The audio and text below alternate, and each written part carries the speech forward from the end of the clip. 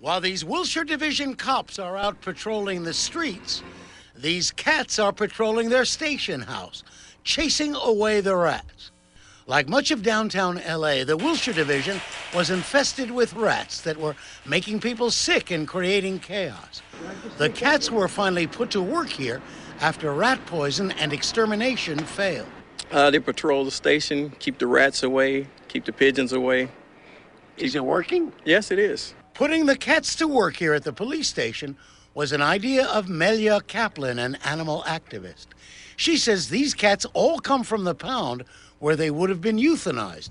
This idea of using cats to drive away rats worked so well here at the police station that the Flower Mart in downtown LA hired some working cats. The Flower Mart was so infested with rats, they were driving away customers, eating flowers.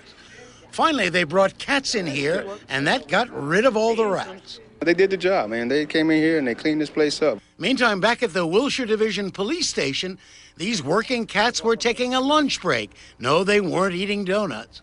But in a sense, these cats are involved doing the same job that cops do. They chase down rats. Doug Kriegel, Channel 4 News, Mid-Wilshire. There's rat infestation all over the world. During the Middle Ages, the Inquisition killed all the cats because they were related to the witches. Therefore, the rats came in. That was a huge problem which we're still dealing with today. So what are the methods that people use to deal with rats? The methods are either very cruel glue traps or exterminating methods which don't work because the poison goes into the atmosphere, goes into the air, goes in the water table, goes in the soil, and poisons us. All of this really doesn't have any effect on the rats. They still come back. The other problem that we're having is with feral cats. Feral cats are cats that have either been abandoned by their owners, so they've lost trust of humans, or they've been born in the wild and have never been touched by humans. So there's no way for them to be adoptable. When they come into shelters, they're automatically deemed feral and killed. So I'm thinking, wait a minute, since in the Middle Ages, the Inquisition killed the cats and the rats came in, what if we reverse that? What would happen if we brought in the cats now to be top-line predators over the rats? So that's what we did, and what we see is that the cats don't kill the rats. It's the scent of the cat as a top-line predator that makes the rats leave. So you have a green program. You have a program where you save the lives of cats, and they have a place in the community, a place in our society. They're working cats. The rats disappear, and you have no environmental toxins in our environment. It's a win-win-win situation. The Working Cats program began at the Los Angeles downtown Flower Mart. I was there one day and I saw a guy coughing, and I said, "What's going on? Are you okay?" And he said, "Well, no, they spray poison into the environment to get rid of the rats." I said, "Well, I didn't even know you guys had rats." He said, "Yes, but the poison they're spraying is really hurting us." So I went to the head of the Flower Mart and I said, "I hear you spray poison to get rid of the rats." He said, "Yes, we do." I said, "Is it working?" He said, "No." I said, "Well, how long have you been doing this?" He said, "Since 1900. I said, "Well, I would think that's enough time to know that it doesn't work." He said, "Well, I don't know what else to do." I said, "Well, I have a suggestion.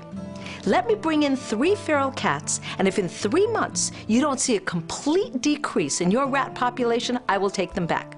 And that was 12 years ago, and I saw the cats the other day, and they're very, very happy.